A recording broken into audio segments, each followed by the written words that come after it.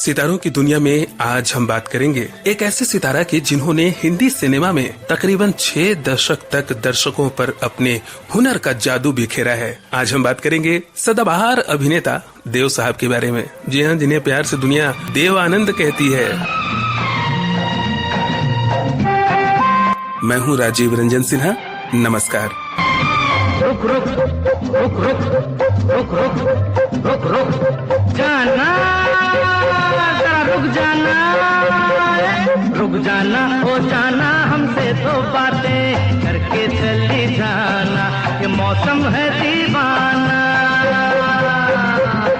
देव आनंद साहब अपने दौर के बेहतरीन एक्टर्स में शुमार हुआ करते थे। वो ब्लैक एंड व्हाइट फिल्मों का दौर हुआ करता था और देव साहब रोमांटिक हीरो के तौर पर छाए हुए थे। यही नहीं साहब, उस वक्त देव आनंद साहब की दीवानगी लोगों के सिर चढ़कर बोलती थी। फिल्मों से लेकर लुक्स तक और हर चीज में देव साहब का जलवा बरकरार था। झुक झुक कर संवाद अदायगी का जो खास अंदाज था देव साहब के पास, वो उन्हें दूसरे एक्टर से बिल्कुल अलग करता था। दूसरे एक्टर्स उनके सामने टिक ही नहीं पाते थे। इस अंदाज के मामले में देव साहब अनोखे थे।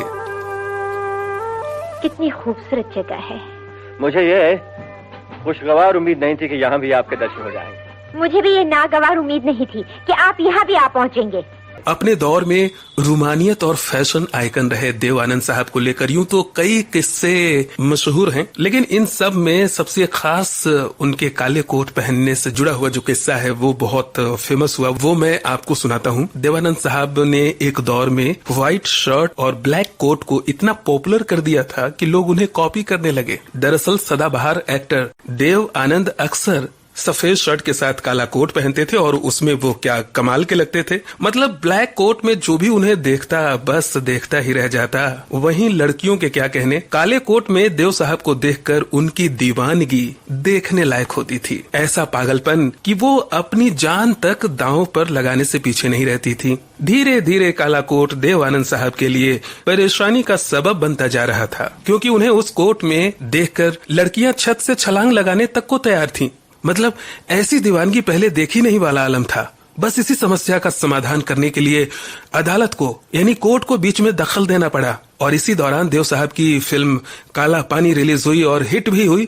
तभी कोर्ट की तरफ से आदेश जारी करते हुए देव आनंद पर पब्लिक प्लेसेस पर काला कोट पहनने पर बैन लगा दिया जाता है। हमने बहुत तुझको छुप छुप के देखा, हमने बहुत तुझको छुप छुप के देखा, दिल पे खींची है तेरे काजल की रेखा, काजल की रेखा बनी लक्ष्मण की रेखा, हो काजल की रेखा बनी लक्ष्मण की रेखा, राम में क्यों तूने रावण को देखा।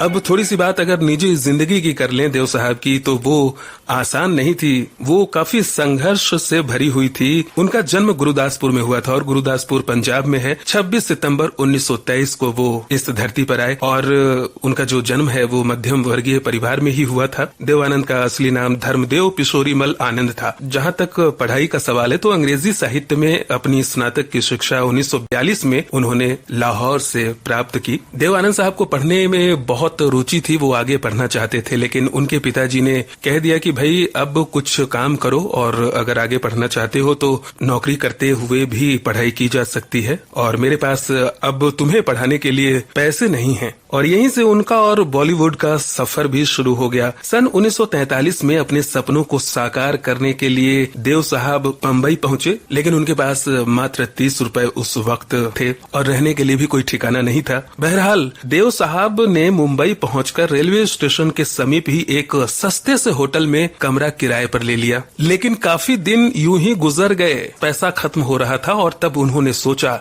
कि अगर उन्हें बम्बई में रहना है तो नौकरी तो करनी ही पड़ेगी। ये बात उन्होंने अपनी ऑटोबायोग्राफी रोमांसिंग विद लाइफ में बताई है। काफी मशक्कत के बाद आखिरकार उन्हें मिलिट्री सेंसर ऑफिस में क्लर्क की नौकरी मिल ही गई। और यहाँ उन्होंने काम क्या किया कि सैनिकों की जो चिट्ठियां आया करती थी, उनके परिवार वाले जो भेजते थे, वो पढ़कर सुनाते थे।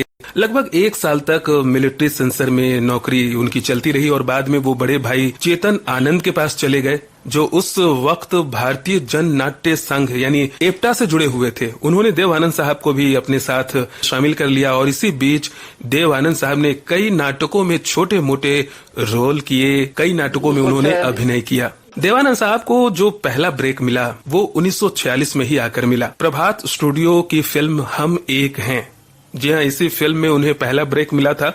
हालांकि ये जो फिल्म थी वो चल नहीं पाई, फ्लॉप हो गई। देवानंद साहब को जितनी उम्मीद थी इस फिल्म से वो कुछ कर नहीं पाई। फिल्म बॉक्स ऑफिस पर वो जबरदस्त रूप से कह लें फ्लॉप हो गई।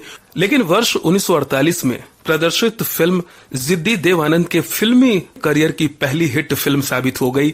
और फिल्म की कामयाबी के बाद उन्होंने फिल्म निर्माण के क्षेत्र में भी कदम रख दिया और साथ ही साथ नवकेतन बैनर की स्थापना भी कर दी। नवकेतन के बैनर तले उन्होंने वर्ष 1950 में अपनी पहली फिल्म अफसर का निर्माण किया और जिसके निर्देशन की जिम्मेदारी उन्होंने अपने बड़े भाई चेतन आनंद को सौंप दी। और इस फिल्म के लिए उन्होंने उस जमाने की जानी मानी एक्ट्रेस सुरैया जी का चयन किया, जबकि अभिनेता के रूप में देव साहब खुद ही थे। ये भी फिल्म बहुत ज्यादा चल नहीं पाई और इसके बाद देव आनंद साहब ने अपनी अगली फिल्म बाजी के निर्देशन की जिम्मेदारी गुरुदत्त साहब को सौंप दी। बाजी फिल्म की सफलता के बाद देव आनंद फिल्म इंडस्ट्री में एक अच्छे अभिनेता के रूप में शुमार होने लगे। जहां भी जाते लोग उन्हें तुरंत पहचानते और सबसे बड़ी बात थी कि लोग उनके फैन होते जा रहे थे। और इस बीच देवानंद साहब ने कई फिल्मों में काम किया, जैसे मुनीम जी, दुश्मन, काला बाजार, CID, पेइंग गेस्ट, गैम्बलर, तेरे घर के सामने, काला पानी जैसी कई सफल फिल्में उन्होंने दी। लिखा है तेरी आँखों में किसका फसाना, लिखा है तेरी आँखों में किसका फसाना, अगर इसे समझ सको मुझे भी समझाना। देवानंद ने गुरुदत्त के निर्देशन में वर्ष 1952 में फिल्म जाल में भी अभिनय किया। और इस फिल्म के निर्देशन के बाद गुरुदत्त ने ये फैसला किया कि वो अब केवल अपनी प्रोडक्शन हाउस की फिल्मों का निर्देशन करेंगे। बाद में देवानंद साहब ने सोचा कि अब क्या करूं, तो देवानंद साहब ने प्रोडक्शन हाउस की जो फिल्में थी उसके निर्देशन की जिम्मेदारी अपने छोटे भाई विजय आनंद को सौंप दी। विजय आनंद ने देवानंद साहब के साथ मिलकर कई फिल्मों का निर्देशन किया। इन फिल्मों में काला बाजार, तेरे घर के सामने, गाइड, तेरे मेरे सपने, छुपा रुस्तम जैसी फिल्में शुमार हैं। फिल्म अफसर के निर्माण के दौरान देवानंद साहब का झुकाव फिल्म अभिनेत्री सुरैया जी की ओर हो रहा था। एक गाने की शूटिंग के दौरान देवानंद और सुरैया की नाव पानी में पलट गई, जहां उन्होंने सुरैया को डूबने से बचाया। और इसके बाद सुरैया देवानंद से बेइंतहा मोहब्बत करने लगी। लेकिन सुरैया जी की दादी जी को ये बात पसंद नहीं आई, नागवार गुजरी और उन्होंने आगे शादी के लिए इजाजत नहीं दी। और फिर बाद में ये जोड़ी टूट गई हमेशा के लिए। 1954 में देवानंद ने अपने जमाने की मशहूर अभिनेत्री कल्पना कार्तिक से शादी रचा ली। ये जीवन की डोर से बांध लिया है तेरे जुल्मों सितम सर आंखों पर, मैंने बदले में प्यार दिया है। देव साहब को दुनिया ने एक नाम बख्शा था, सदाबहार। वो जिंदगी भर उम्र को मात देते रहे, वो उम्र को पीछे छोड़ते रहे। सन 2002 में जब देव साहब को सिनेमा का सबसे बड़ा दादा साहब फाल्के पुरस्कार मिला तो उस वक्त उनकी उम्र करीब 80 साल थी, लेकिन उनका जोश और अंदाज देखकर लोग हैरत में पड़ गए थे। देव साहब ने वाकई जिंदगी का साथ निभाया था और जब तक सांस चली वो काम करते रहे, जिंदा दिली का पैगाम देते रहे। 3 दिसंबर 2011 को 3 फिल्मों की स्क्रिप्ट उनके पास थी, लेकिन वो नहीं जान रहे थे कि ऊपर वाला उस दिन उनके जीवन का आखिरी पन्ना लिख रहा था। मौत दबे पांव आई और देव साहब की धड़कनें बंद हो गई। लेकिन करोड़ों दिलों की धड़कनों से देव साहब को निकालना ऊपर वाले के वश में भी नहीं।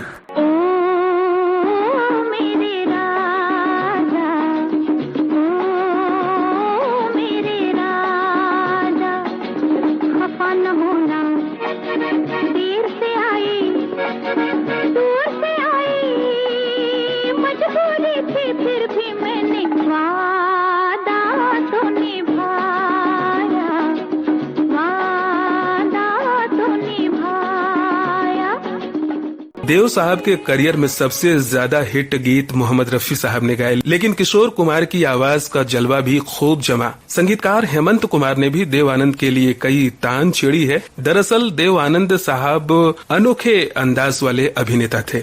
हर गायक उनके लिए गाना चाहता था, क्योंकि देव साहब की फिल्में हिट होती थी, गाने हिट होते थे, तो गायक की भी किस्मत संवरती थी। फिल्म काला पानी की बात करें तो उसमें शानदार अभिनय के लिए देव साहब को पहली बार 1950 में सर्वश्रेष्ठ अभिनेता का फिल्म फेयर अवार्ड दिया गया। 60 के दशक में ही फिल्में रंगीन हुई और देव आनंद की पहली रंगीन फिल्म आई 1965 में गाइड। आर.के. नारायण के उपन्यास पर बनी फिल्म गाइड का राजू गाइड जमाने पर छा गया। गाइड के लिए देव आनंद साहब को सर्वश्रेष्ठ अभिनेता का फिल्म फेयर अवार्ड मिला। ये हिंदी सिनेमा का नया दौर था, सिनेमा बदल रहा था, फिल्मों के साथ देव साहब भी खुद को बदल रहे थे, नए नए प्रयोग करते जा रहे थे। देव साहब ने कई फिल्मों का निर्देशन किया, हरे रामा हरे कृष्णा, हीरा पन्ना, प्यार का तराना, मैं 16 बरस की, सच्चे का बोलबाला, इन फिल्मों का निर्देशन देव साहब ने किया। कई संगीतकारों ने देव आनंद साहब के साथ काम किया, जैसे कि शंकर जयकिशन, सलील चौधरी, मदन मोहन,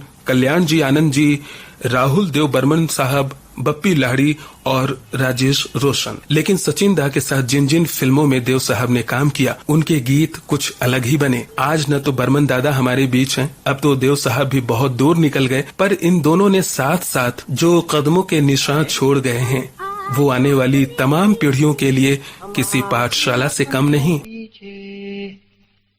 प्यार का जहां बसा के चले, कदम के निशान बना के चले।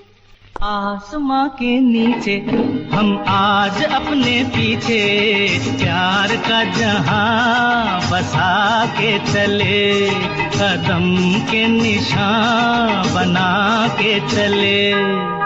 अब मुझे यानी राजीव रंजन सिन्हा को दीजिए इजाजत। नमस्कार।